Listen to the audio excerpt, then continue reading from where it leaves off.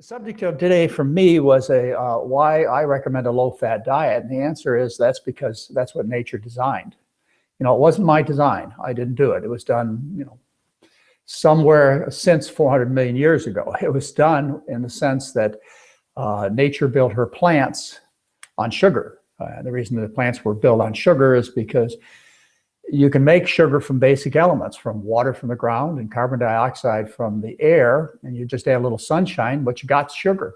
It's a very simple thing to do. And so plants make sugar, which of course is not fat, and then they store the sugars in their plant parts. When they store them in large amounts in plant parts, like they do in their roots and bulbs and corms, tubers, like things like potatoes and sweet potatoes, those are underground storage organs of carbohydrate, very, very little fat. And they store their plant parts for energy above ground in seeds, and those would be things like grains like rice and corn, wheat, and also in legumes. Those would be your beans, peas, and lentils. So the plants make the sugar, they store it in their plant parts. They don't store fat. Plants don't store fat except for a few plants. Those would be nuts and seeds and coconuts and avocados, and some oily seeds too. But most plants store their energy as carbohydrate. And as a result, they naturally build these plant parts that are turned into human food as being about maybe 5, 6, 7% fat, maybe 6, 7, 8, 10, 16% protein, maybe 75, 85, 90% sugar, starch, or simple sugar like you'll find in fruits. It's just that's the way nature designed her food. And human beings are starch eaters. We are, by every way you look at it, anatomically, our teeth, our hands, our digestive enzymes. The enzyme amylase clearly says we are a starch eater. Amylase, which is produced in the gut and in the mouth, amylase digests amylose and amylopectin. These are starch chains, molecules. And we have a particularly high amount of amylase production. In the order of primates, there are genes that produce amylase.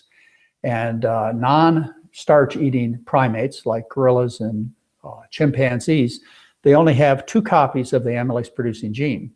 So they can't make much amylase, so they can't digest much starch. So their diet is perishable vegetables, non-starchy vegetables, and fruits. The human primate has about 6 of these amylase producing genes, and as many as 16.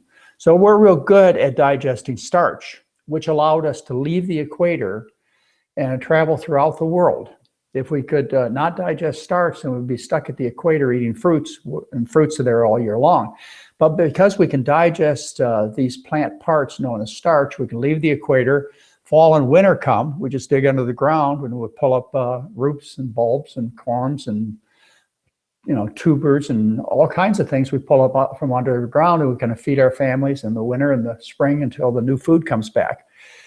So as a result, we've been able to conquer planet Earth because we're unique as starch eaters. We can also get our starch from the seeds, the grains, and like corn and rice, and the legumes, beans, peas, and lentils, and we just store them dry and they'll last 10 years. And so we got food for ourselves, our families, all over the planet Earth. And that's because we are a unique kind of being who digests starch. And that's why we're on a low-fat diet, because the dominant part of the food is starch, which is sugar. There's no room for fat. And we get just enough protein in that protein that's provided by the starch. As a matter of fact, you cannot design a protein deficient diet. There's loads of protein in starch. And I want to end by saying one other thing is, your food's starch. Your food is corn and potatoes and sweet potatoes and beans and rice. It's your food because you like it. Pasta, bread. You love bread. And you're designed from the tip of your tongue to taste and enjoy these starches. You innately don't like meat. You have to cook it and cover it up with sugar, salt, and spice to even get it down. My cat uniquely likes meat raw. It's the way we're designed. We're designed as starch eaters. And When you eat the right kind of diet, it matches the hunger drive, it matches the size of the stomach, it matches your energy needs, and you stay trim. It's just natural. It's the way it's supposed to be. If you deviate from your natural starch-based diet, then you can get too fat, as people often do. You don't get the satisfaction from the starch for your hunger drive that you're supposed to get. The food is too dense, so you put more than should be in your stomach. It's full of fat, which is easy to wear. You should get comfortable with the fact that you like pasta and you like bread and you like potatoes. There's a reason for it. Those are your foods, and you will stay trim and healthy when you get that. Do you think I covered that low-fat diet thing enough?